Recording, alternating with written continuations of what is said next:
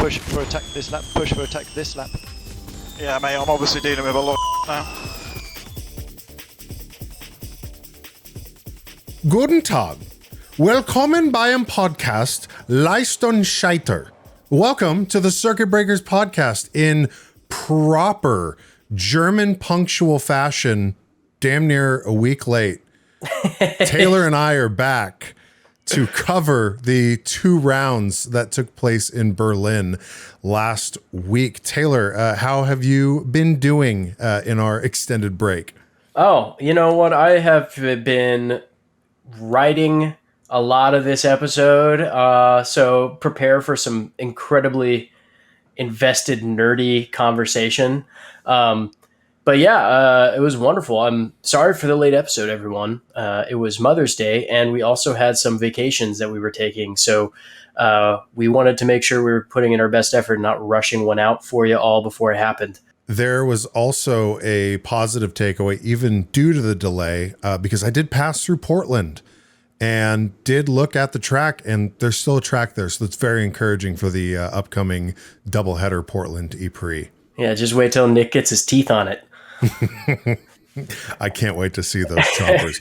But before we get into the races in Berlin, we have some lead up stories. Taylor, do you want to break this down?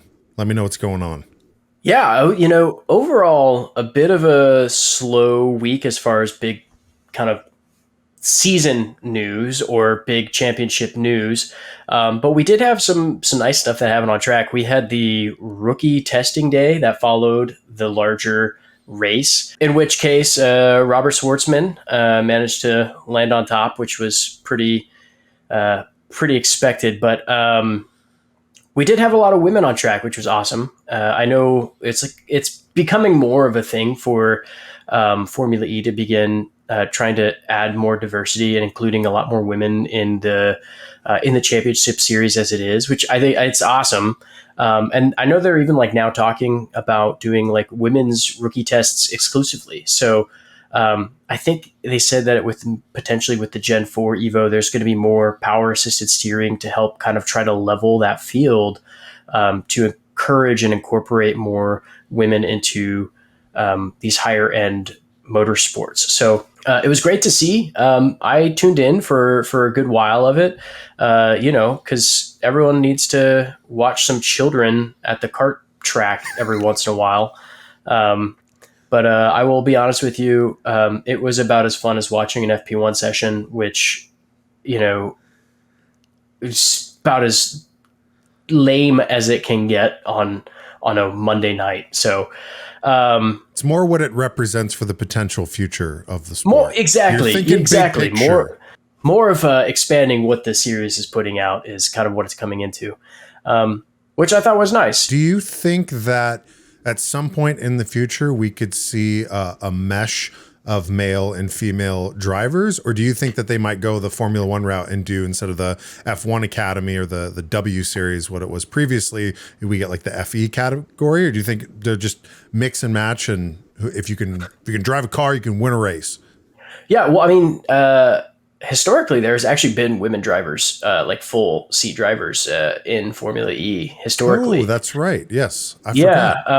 And I think so they're going to really be pushing to mesh rather than to divide the championship into two parts. I think it's going to be an integrated series, which is good, because there's not enough like ladders for women to get into top level motorsport.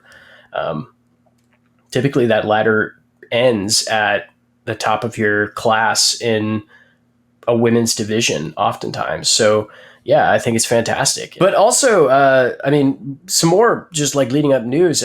We had a new generation of the Berlin Templehof track. And I think I said it last week, and I am eating my words now, because historically this wasn't really a Peloton race. It is 100% a Peloton race now. They have designed this circuit with the Gen 3 car in mind, with the goal of enhancing the absolute chaos that is dividing a lot of, I think, racing enthusiasts with this series. But, I think Dan Ticktum probably provided the best backhanded praise on the newly updated track. Yes, and if it's backhanded and coming from Dan Ticktum, you best damn believe that's holding some Yeah, weight. He said, I famously said a couple of years ago that this was my least favorite circuit I've probably ever driven, but I think this layout is a lot better. So whoever designed it, good job. Congratulations on making the worst tracks slightly better. I did a little bit of digging on this, not just the Templehof track, but this Templehof abandoned airport for the YouTube viewing audience. And if you're listening on a podcast platform, go ahead and check on YouTube. I'm going to start, get a load of this right here. I'm going to start way out. There's Germany. There's Berlin, the capital city. We're going to keep pulling in. Boom. And holy shit, what's that giant patch right there? Oh, that's Templehof. That's the whole goddamn thing. You can see it from satellite. Oh my God. It is easily a 32nd of the square mileage or kilometerage of Berlin. Hold on, keep going. I got to see where, oh my Lord. So this little, where the terminal was, is You where can they see do the where race. they've been racing. Yeah. There's last year's iteration of the track. And look, if you ever find yourself in Berlin, just walk 5 miles to get one end to the other. Oh my God. That is insane. Dan Ticktum's critique and backhandedness aside, take the Formula E circuit out of it. This is still a very unique, just like really cool space in the world. Confusing as to the preservation of concrete, but props to it because it gives us a race that is filled with thrills every single year. In addition to the new layout, they announced that the circuit is going to be reduced attack mode time. They moved it from 8 minutes to 6 minutes for the first race, and I believe like 4 for the second race. And I didn't actually even recognize it when I was watching the stream, but I was like, wait a second, why are they talking about attack mode as like a 4 and a 2? It's always been like a 4 and a 4 or a 6 and a, like all the different strategies. I was like so confused by it at first.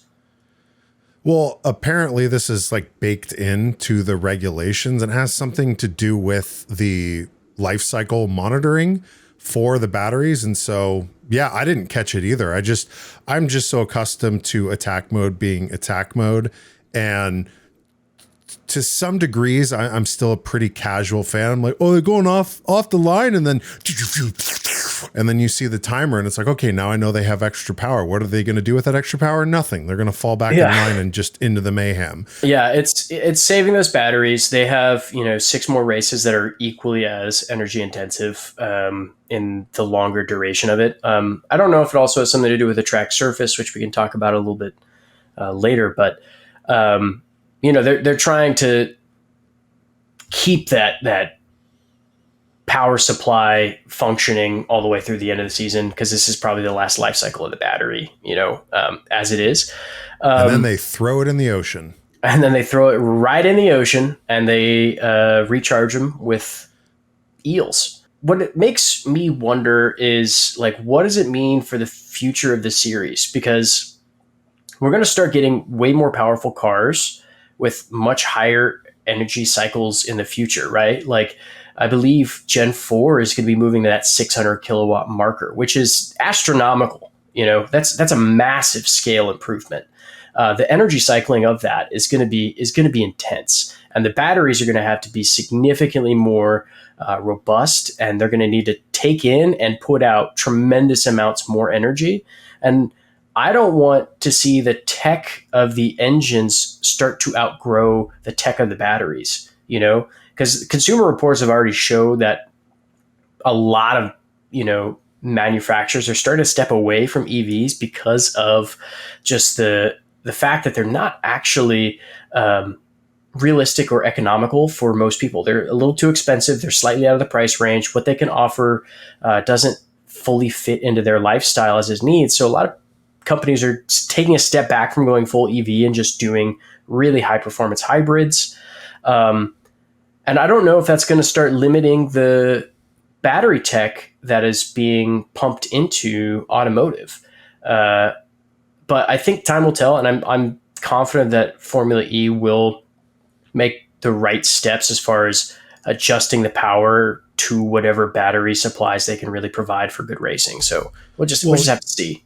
Even aside from just the economics, the affordability of EVs, the feasibility for people that do a lot of driving, it also comes down to where is that power coming from? Like, yeah, you're not going to a gas station and filling up and burning CO2 that way, but do you live near a coal plant that is burning coal for the electricity?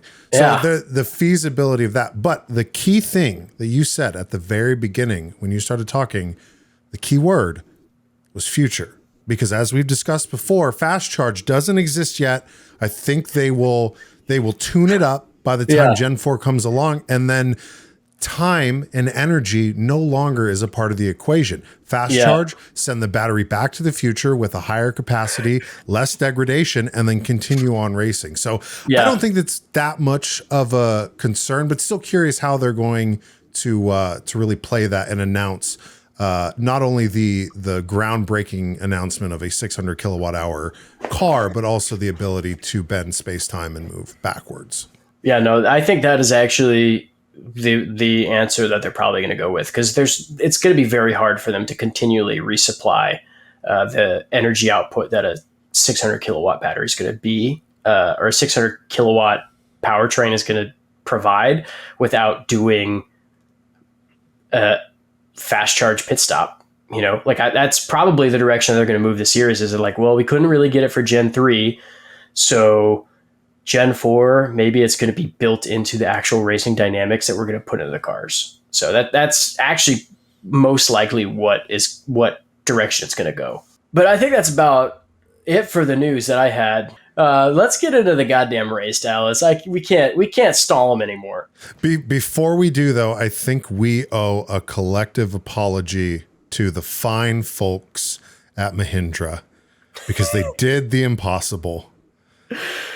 Not only did they put points on the board, but Ito fucking Mortara decided to throw it on pole for the first race and get that. That was the first point. I forgot about it. And watching the first race, I was like, oh, I thought Ito was going to be in Spa. I was like, wait, what is he doing here? I was like, oh yeah, because he's a real one. He sticks with the league.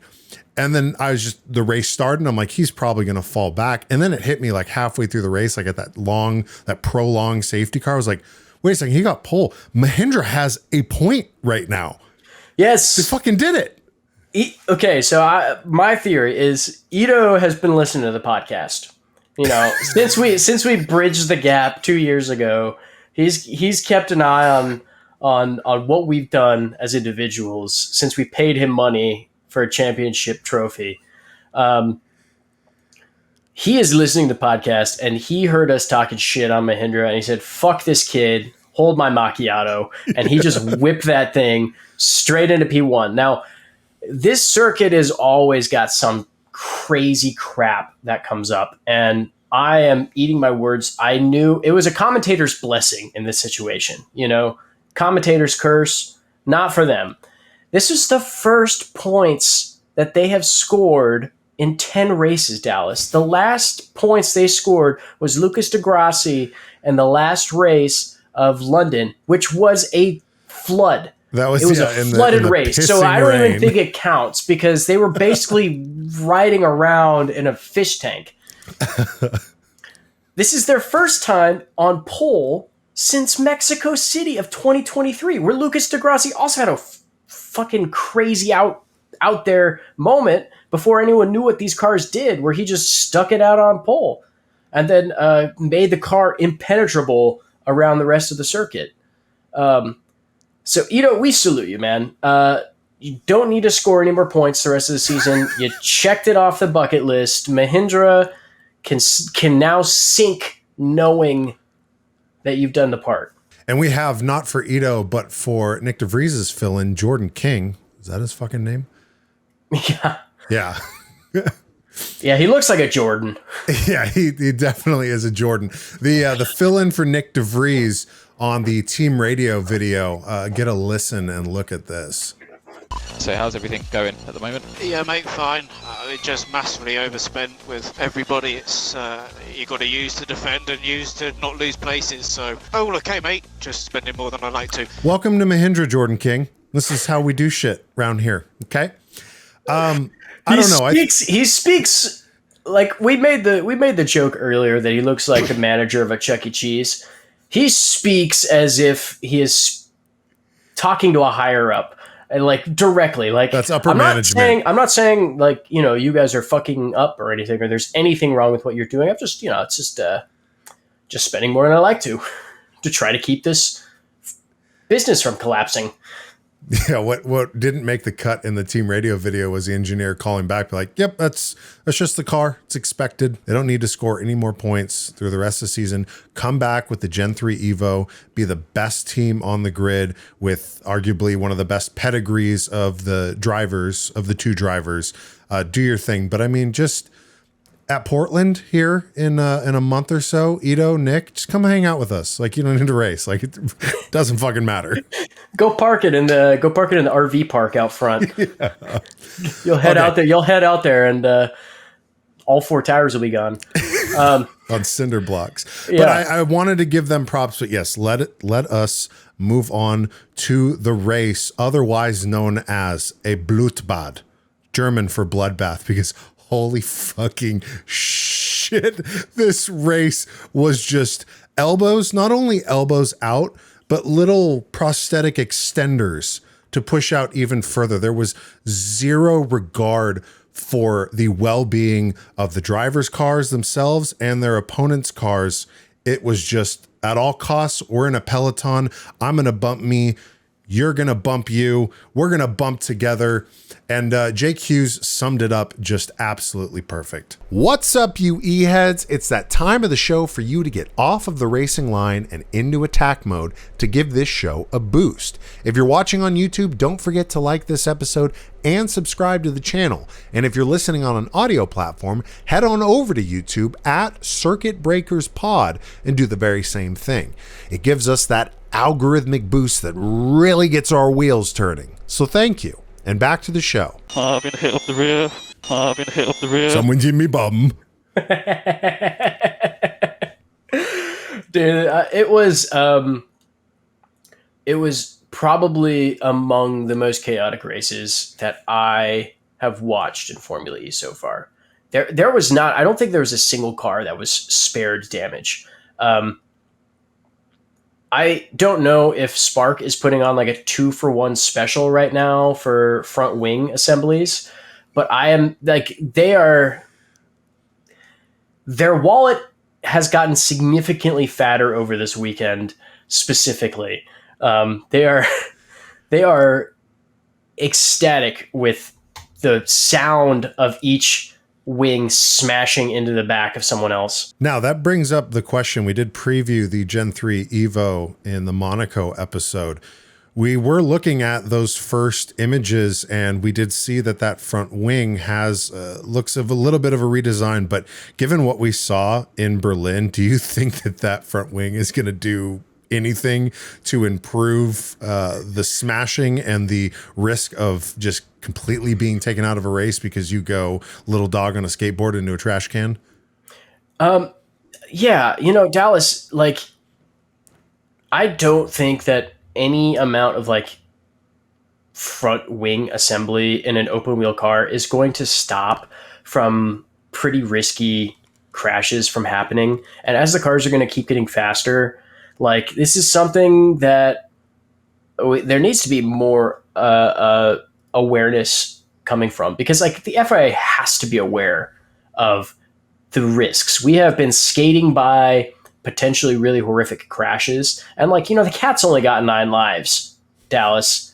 That front wing is not going to change the drama of what is going to happen when ultimately a driver has a very serious, potentially career-ending crash because of these regulations that they're building into the series and like the style of racing that they're building into the series.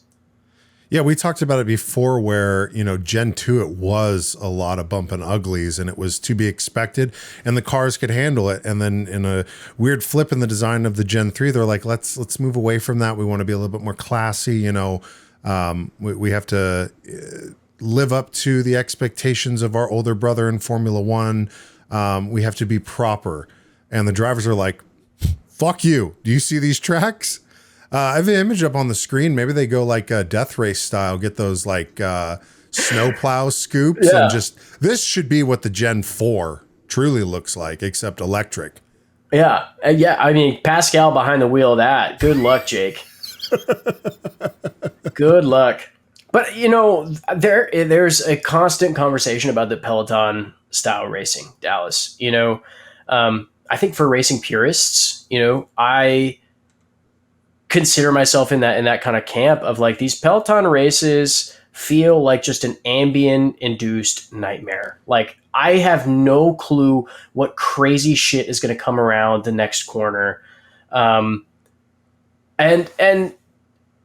I have been able, but the other side of that is that I've been able to show people who are not invested in motorsports the races that happen on track in Formula E, and it's like a Hollywood blockbuster. It's like a Michael Bay movie for them. They're like, they eat it like candy because they're like, oh my God, this is like if NASCAR wasn't just in a circle and the cars explode on impact. And that's exactly what it is. But imagine being the driver in that situation, right? So, and maybe the reality of it is like that's part of the way that this series kind of built itself, is it has this very high contact quality to the way that it's racing, and it's kind of like what Peloton is becoming is kind of like how in IndyCar, they have like road circuits, like standard road circuits. They have their street circuits, and then they have ovals, and ovals are the ones that everyone is afraid of. Because you crash on an oval,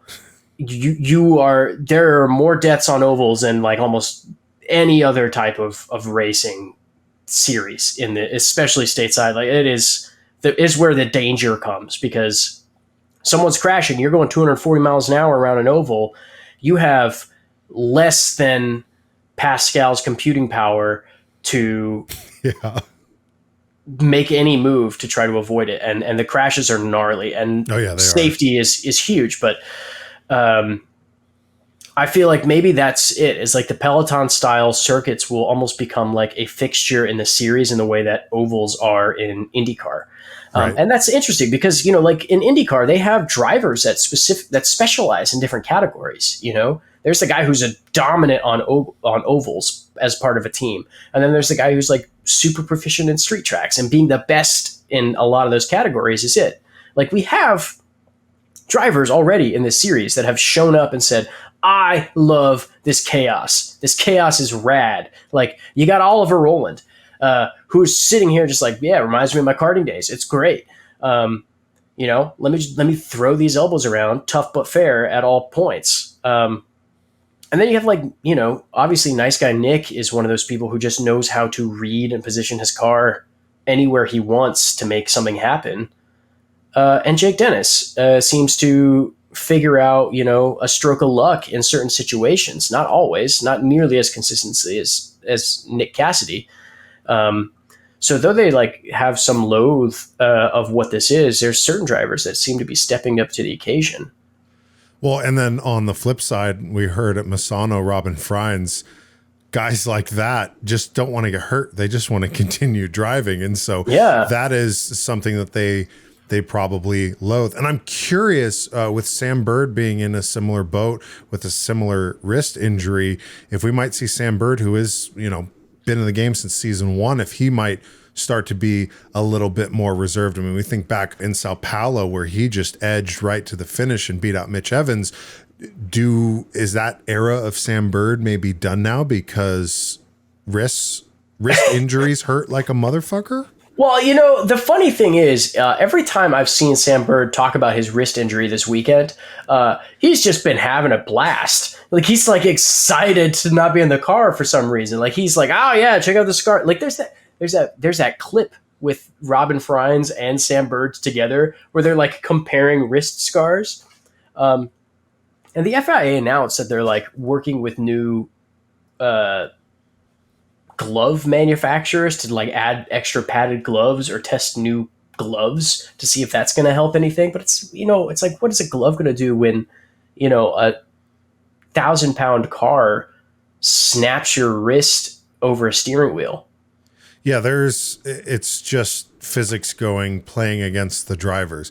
When you're death gripping a wheel and making the most minute adjustments, your brain is working on overdrive, your heart rate is up, and then your wheels go one way, your body's not supposed to move in those ways. And that's why we see, it seems like every race now in some sort of incident, it's never to the severity of Robin Frijns as far as the injury goes, but it's like we had Max Gunt crash into the wall the second time, and over the radio he's like, he's going to be one with a scar coming up after this weekend, because dude, hearing him like, I hurt my wrist, it's bad, like that was yeah. And well, maybe it'll become like a badge of honor. It'll be this exclusive club. I don't want to say that it would be a brotherhood, because at the top of the show we were talking about the integration of the diversity that the league will hopefully implement, but some sort of pride of like, hey, I remember when I got mine. Here's the clip you were talking about with Frijns and Bird. Me and Robin was actually just discussing like our scars. Oh yeah, okay, so Robin Frijns also with us. Okay, so Robin also damaged his hand. Very similar accident, wasn't it? Let's have a look. We zoom in there, look, there we go. Same kind of plate in it as well. So it's impressive, like 10 days ago, operation? 11 days ago, yeah. I couldn't do that. So it's a perfect Robin's example. so pissed. He's like, fuck you, man. 10 days? Fuck you. A perfect example. If you're going to crash, whether intentional diarrhea, no finish, or just be involved in an incident, if you're going to crash, make sure you're at a city that is backed by a lot of money and a lot of resources, because Sam Bird did it in Monaco, hundreds of millions, if not billions, maybe trillions of euros in that little tiny town country. And they're like, oh yeah, 11 days will have you back pretty much good as no. He was even talking about going back into the sim, lowered force feedback, but he's like, yeah, I'm ready to drive. Robin Frijns says that in Mexico potentially gets a bad batch of stem cells, and he was out for like 5 months. Yeah. Also, what the fuck is the deal with this like tube sock that he just cut a couple of holes in? Like, why is he wearing that? What is that? What is that adding? It's not like a cast. He doesn't even have it. It's not like a wrapping. He's just wearing like a weird sock on his hand. Show us Sam Bird's feet. We've talked about this before. How many socks does he have right now on his feet? That's what I want to know. You got to imagine 0. He's trying to keep that Wiki Feet men's score high. And if you want reference to that inside joke, go back to the Tokyo episode. But Dallas, this we've got winners and losers in this type of racing. But it was a very, very high energy, high action race. I couldn't keep up with it, but like looking back at it all, looking at the highlights, looking at the replays, like, I had to watch it 3 times to really see kind of all what was happening and playing out. But there's a lot of drama that's just manifesting as we're cresting this, 2/3 mark of the season, heading into this final stretch. We got 2 more double headers at Peloton style tracks. And there was some tempers that started to flare up at Jaguar. The whole nice guy Nick facade started to peek around the corner a little bit in some tantrums that were being played on track. Now, I mind you, he was praising himself over the radio for being the best teammate ever last race, but fighting with his team openly over strategy to try to take this race from DaCosta in the late stages of the second race started to show that maybe there's a lot bigger choice that needs to happen in terms of the racing that's happening at Jaguar. Well, I will stand on the hill that Nice Guy Nick truly is Nice Guy Nick, but he's a fierce competitor. The events that transpired on the second race, chasing Antonio Felix da Costa for first with like 5 laps to go, it was getting down to it. There was an incident that happened that involved both Mitch Evans and Nice Guy Nick, I don't think it was either of their faults. I'm going to play this clip here to show you what happened, and we can kind of break it down. Let's go. Let's go.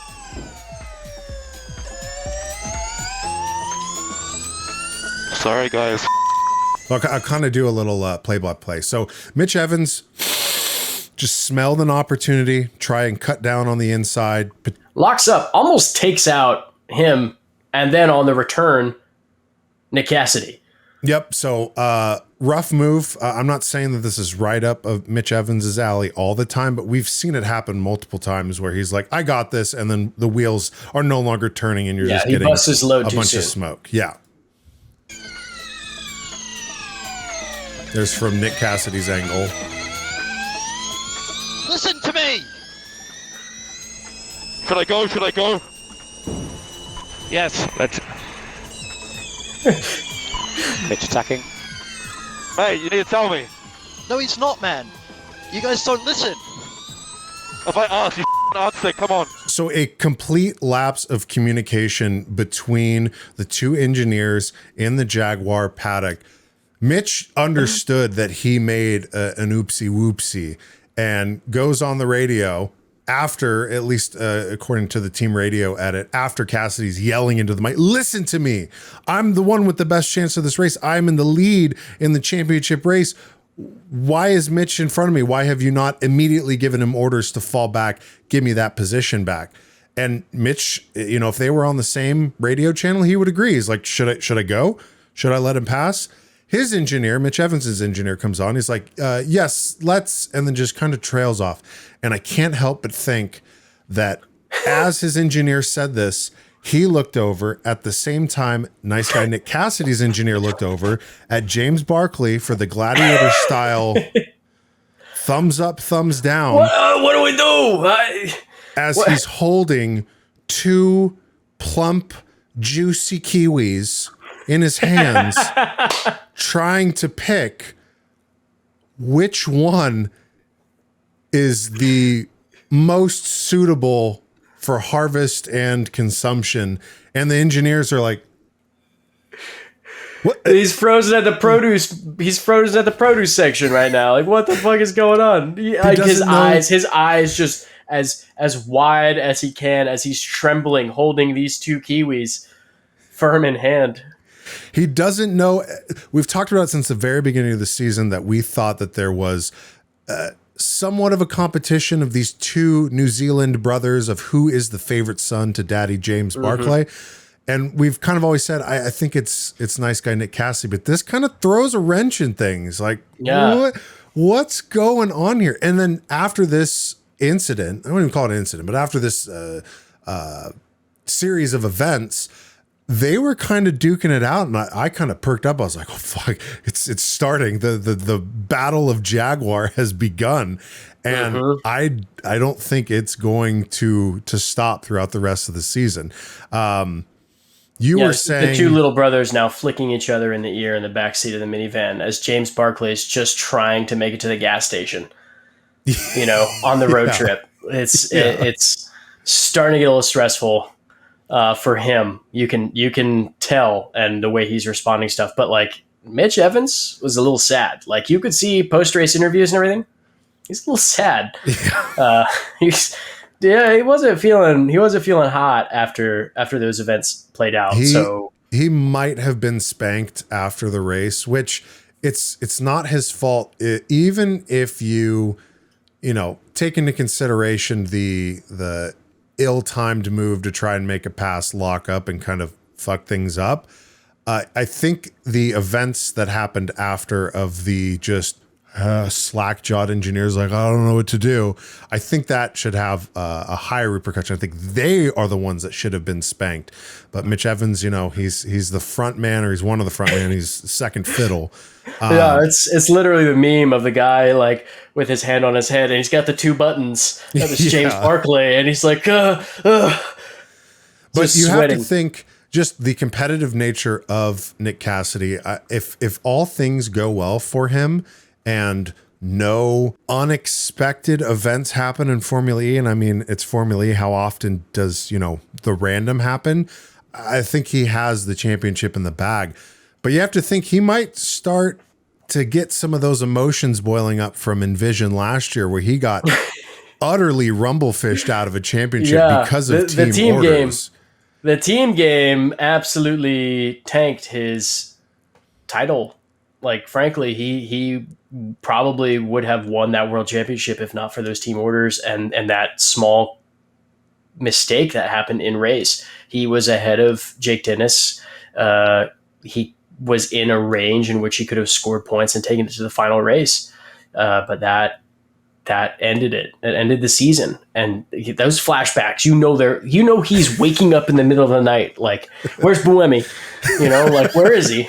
And out in the window, he sees a figure of the Count Buemi vampire just kind of floating there. Clawing at the window.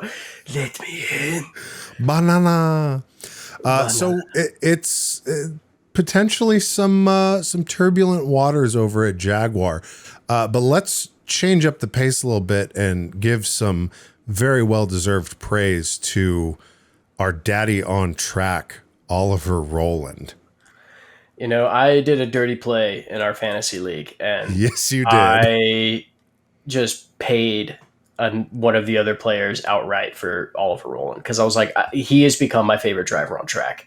I love this guy. He has the exact racing style of a pissed off dad that's like late to dropping the kids off at work.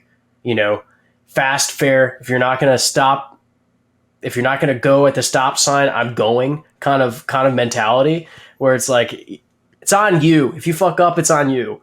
But he has been just on an absolute like cruise of form here, Dallas. Did you see that section or that moment in the race where he lost his front wing and he kind of pulls off to the right and it starts smoking on his front tire and he just like shakes the steering wheel left and right really quick and it dislodges the right side and he just pursues back down the straight. He one-upped Jake Dennis because Jake Dennis had to use a little sausage curb in Monaco to dislodge his wing. Oliver Rowland just went yeah, the only other thing I would have expected him to do is just like reach out of the cockpit over to the front of the car and just rip it off like in like a Mad Max movie or something, like when a medieval knight gets its helmet dented and he just like takes it off and throws it aside and continues back into the fray. Yeah. Like it was such an alpha dad move. Yeah, and looking on the screen now, just his consistency of podiums and specifically P3. I mean, he's done it 4 times. We were looking at this before we started recording. He has the second most podium finishes behind Nick Cassidy, right? 1, 2, 3, 4, 5, 6. 6 podiums out of 10 races. And Nick Cassidy has 7. So Oliver Rowland is currently 3rd in the points, just 6 points down from Pascal in that second spot. He's lucky because as ballsy as he has been, you would think at some point it might catch up with him. But after 2 goose eggs to start out the season in Mexico in the first round of Diria, he's shown up to just about every single race unless his car glitched out and he ran out of energy too early, or he finished 8th in Monaco, so he's still in the points. So fucking daddy Rowland, dude. He is quickly risen to my favorite driver on track. Like, I don't know how he does it. Well, Nissan's on the rise. A team and driver set that is somewhat on the fall is Andretti. Jake Dennis, of course, reigning champion, most handsome driver in the entire paddock. Struggled in these races, was unfortunate, got a punctured tire in the first race, had to DNF. Second race, put it on pole, but then fell back because it was what was the word again? A bloodbad? It was an absolute bloodbad. He did fall back and finish P5. And in that skirmish, him and Pascal were really going at it. And I can't help but think, due to Pascal's programming, he is an advanced racing machine. But the fact that his database may view Jake Dennis as a higher perceived threat because he is the defending champion, I think Pascal put maybe less emphasis on trying to take a win and more emphasis on trying to, shake up Jake Dennis a little bit. Yeah, maybe it's like with Pascal, maybe it's like he's been sent back in time because he knows that Jake Dennis is like the prodigal son that will defeat AI racing forever. And so he gets sent back in time, Terminator style, to try to just eliminate him on track. Because that would explain a lot as to where Pascal is getting his, computing power with current technologies and seeing where current AI racing is, why Pascal is so much further advanced. The lore just keeps getting deeper. Pascal is the Germinator.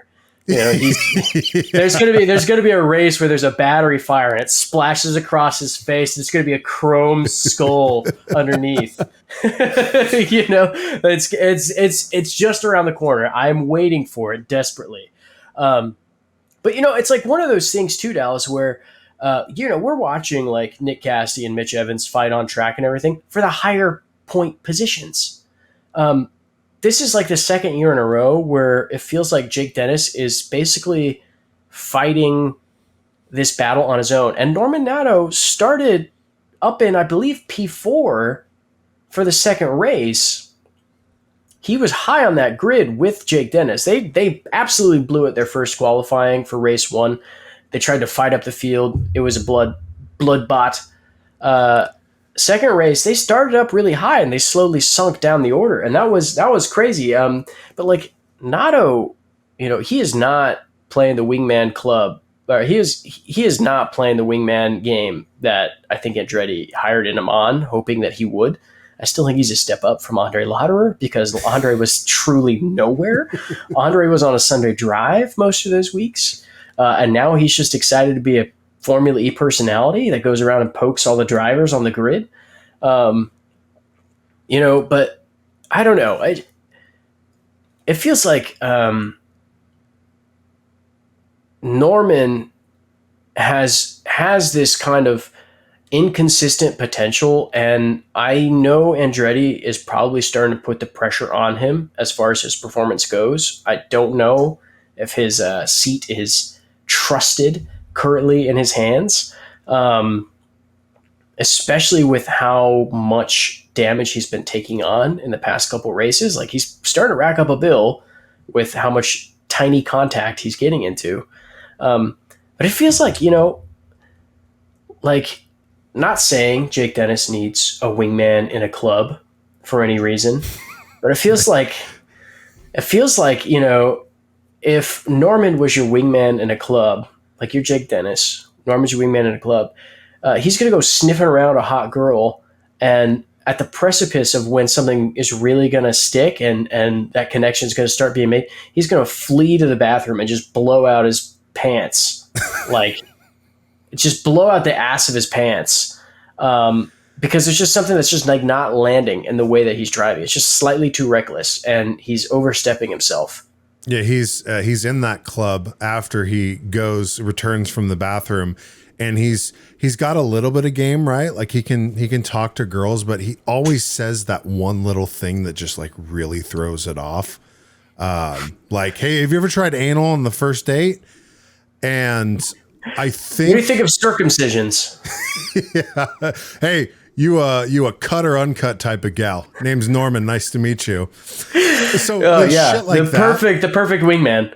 But I think if we roll it back to where he came on board in the off season last year, and staying in this ether of this club of Formula E, Jake Dennis saw Nato and was like, on a good night of like, oh, this guy's got some game. And then remembering back to Andre Lauderer, where when Jake Dennis would be like, hey, did you want to go out and go to the club? I'm ready to party, maybe meet some women, whatever. Andre Lauderer was like, ambient. Yeah, he's like, dude, it's fucking 7:30. I'm going to bed. So he never went out with him. So it was like, it was promising. And after these constant, night at the Roxbury type of outings, Jake Dennis is realizing it's like, oh, this guy really isn't helping me. He's not helping himself. Like, Dude, I don't know. I don't know if this is a great fit. It's not as bad as Lauderer, but this might not be this bro match made in heaven for Andretti. I think the question is like starting to come down to like Andretti's second seat has been impossible to lock down for a number 2 driver. It feels like for going on like 4 seasons now. You know, we had Oliver Askew, who showed a lot of promise, started picking it up, started making it happen, booted. Put in Andre Lauderer. Andre Lauderer started making it happen, decent first starts of the race, blew it rest of the season. Stormin Norman shows up high on the backs of a decent Nissan campaign, closing out the first season of the Gen 3, starting to make some headway. They pull him in the seat, inconsistent.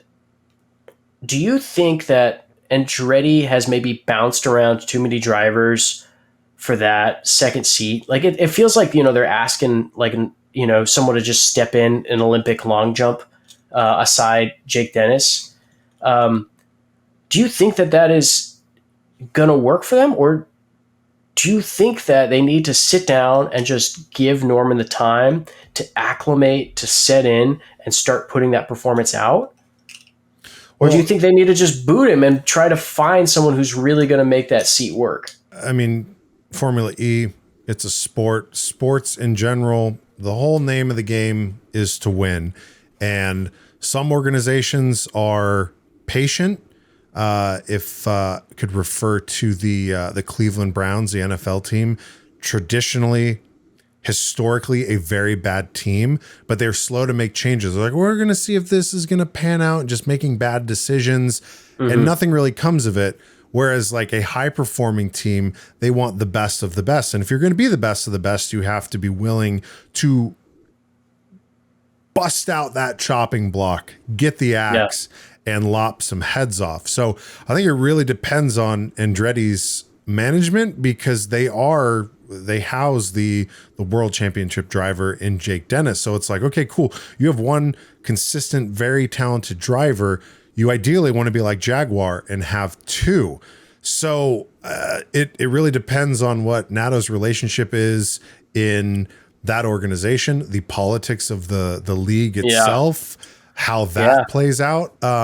It's an ultra competitive league, but there's still, it's not like, hey, we're going to bring in an entire group and see if it pans out and no one works. So we're going to completely reshuffle the field because this is a fuck off league and we just want competitiveness and for it to be entertaining. It's like, no, the majority of the drivers have tenure in this league. So I don't know what happens. Maybe there's some like backdoor deal that second seat at Andretti has TV implications the following years, because Oliver Askew raced, then went on TV. Andre Lauderer raced, then went on TV. They have him sign the contract. Look, we're going to give you 1 year. You blow it, you got to go do Formula E Network.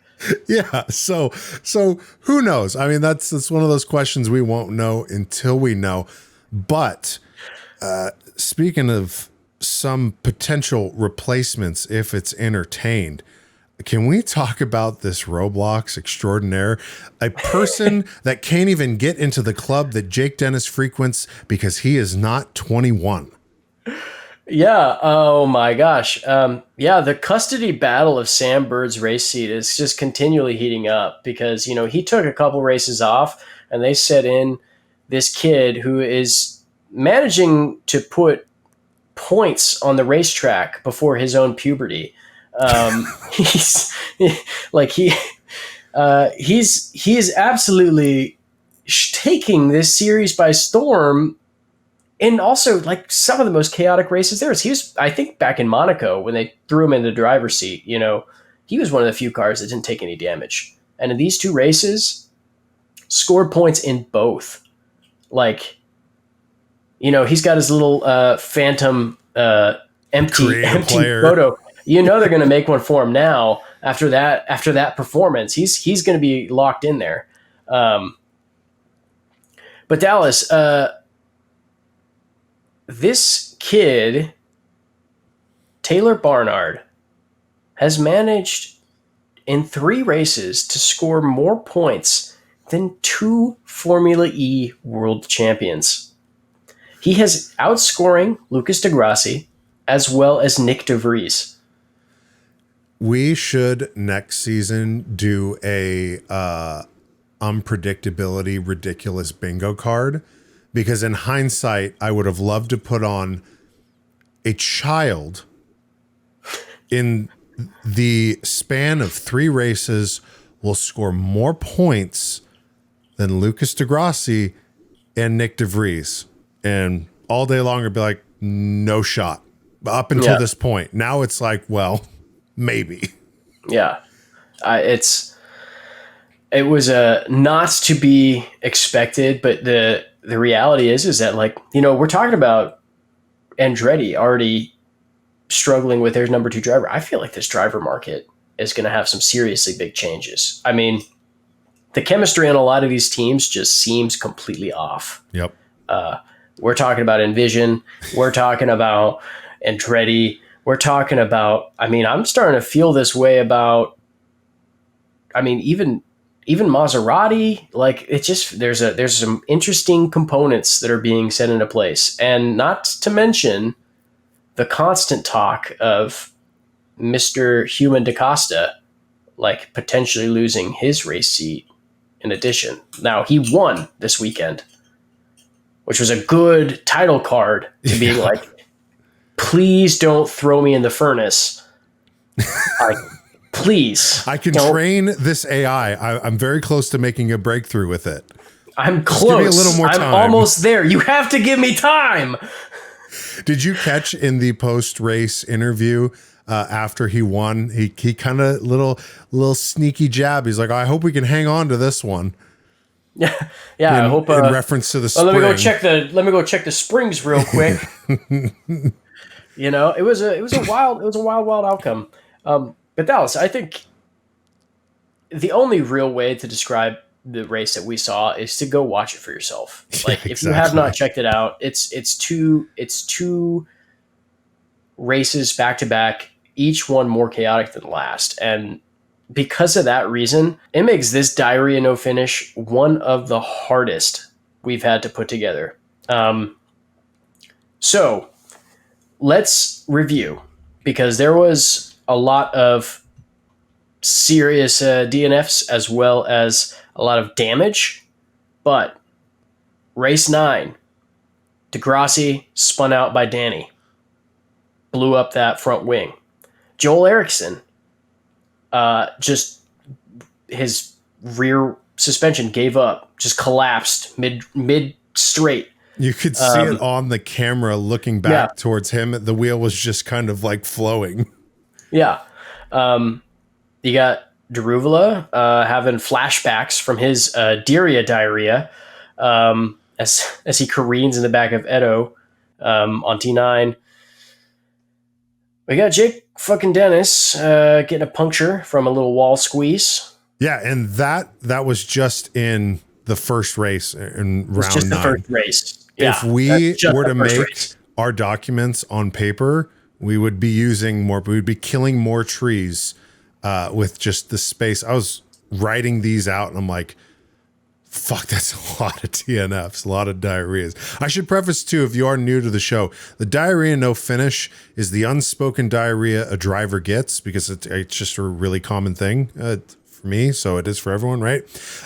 Where they just shit themselves and they just don't want to race anymore. It's just too much for them. So that's diarrhea no finish for you. So Taylor just went over the ones in race 9. Race 10, Sasa Fenestraz gets straight Forza'd by none other than who we were talking about earlier, Norman Nato, just taking risks when he shouldn't have. I say getting Forza'd because if you've ever played Forza Motorsport, you know there's kind of a little workaround cheat where if you're going too hot into a corner, you can use an opponent as a buffer and actually take the place. And that's exactly what Norman Nato did.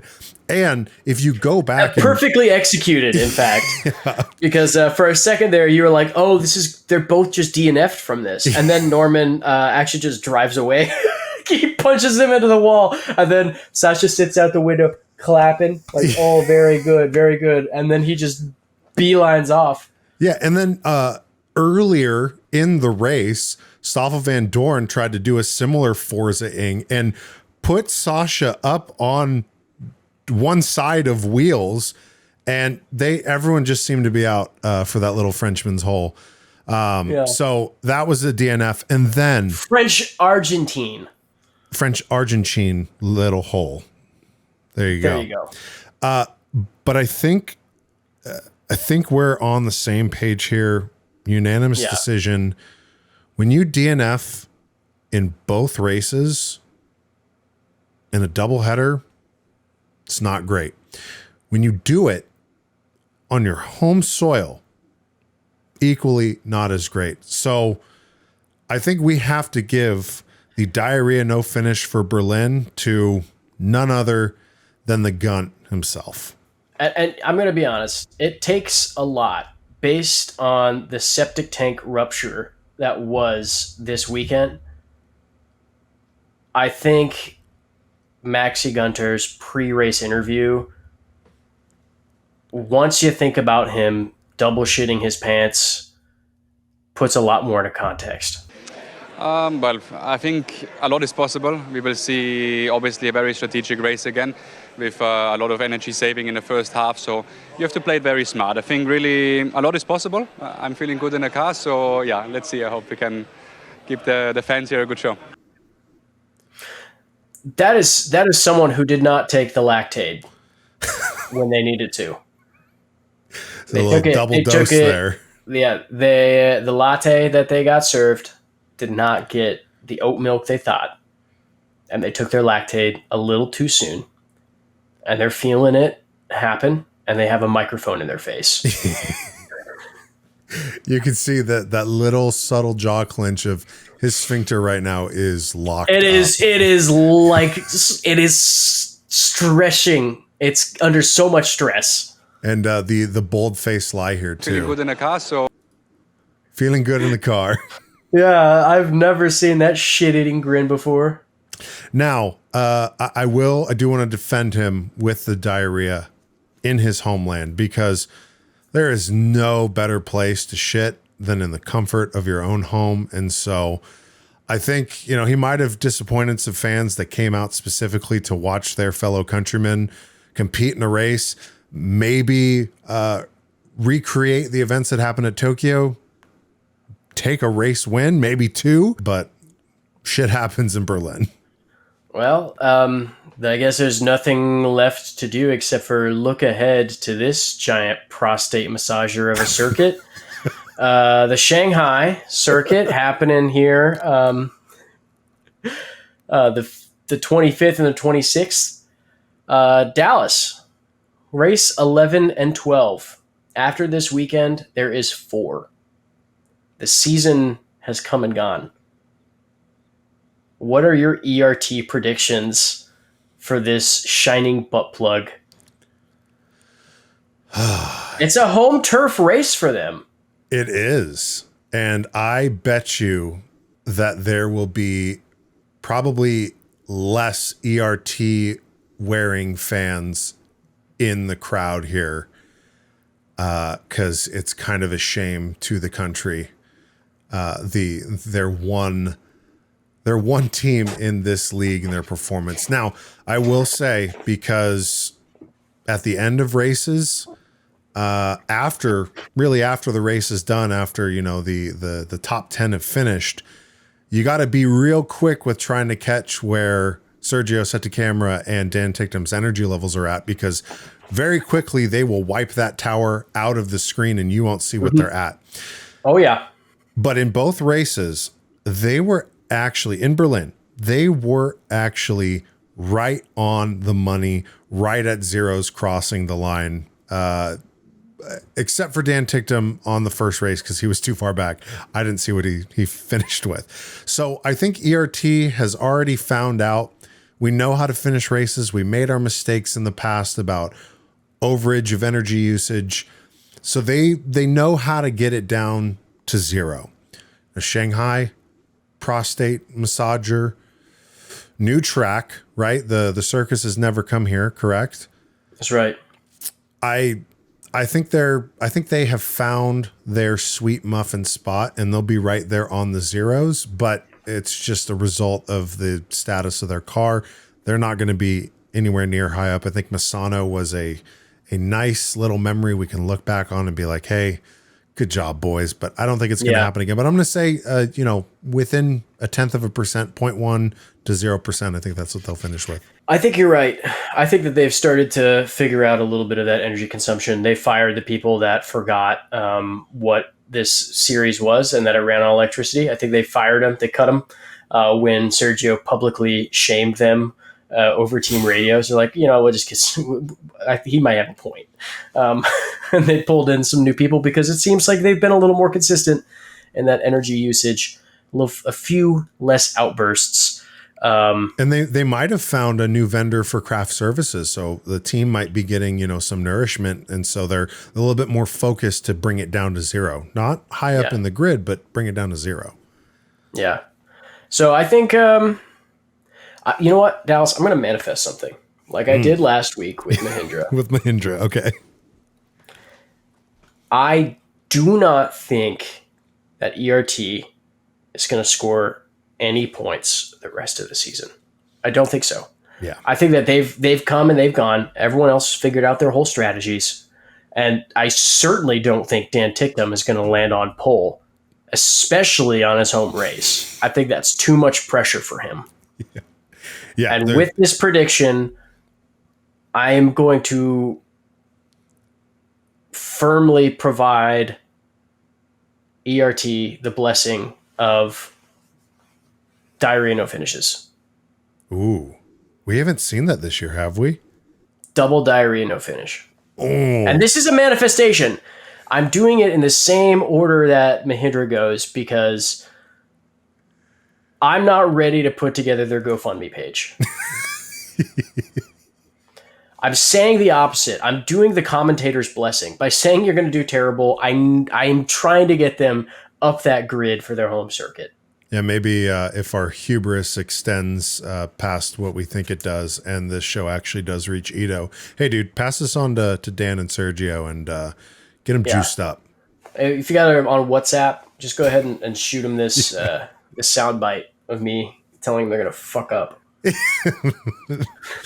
Well, we will see here in right around when this is coming out, in the coming week, we'll be in Shanghai. So quick turnaround time. Any closing thoughts for you, Taylor? Oh man. It's crazy that it's already coming to its closing stages. I'm incredibly excited to see everyone in Portland, where we're going to be there live watching it with our own hands. And we have a couple of cool things that we're getting prepared for Portland. So keep tuned in, and we have some fun news to come in the next coming weeks in regards to it. Indeed. And to get the latest updates of said teaser, be sure to check us out on YouTube and on Instagram at Circuit Breakers Pod. On the Twitter, if you want to see an account that hasn't really tweeted, that our page is the one. That's at Talk Formula E. And as always, that intro and outro song, shout out to It's Tricky. You can find his SoundCloud page in the episode description. Taylor, I will see you after Shanghai and the prostate massage. I'll see you then, man. All right. Bye-bye. Bye.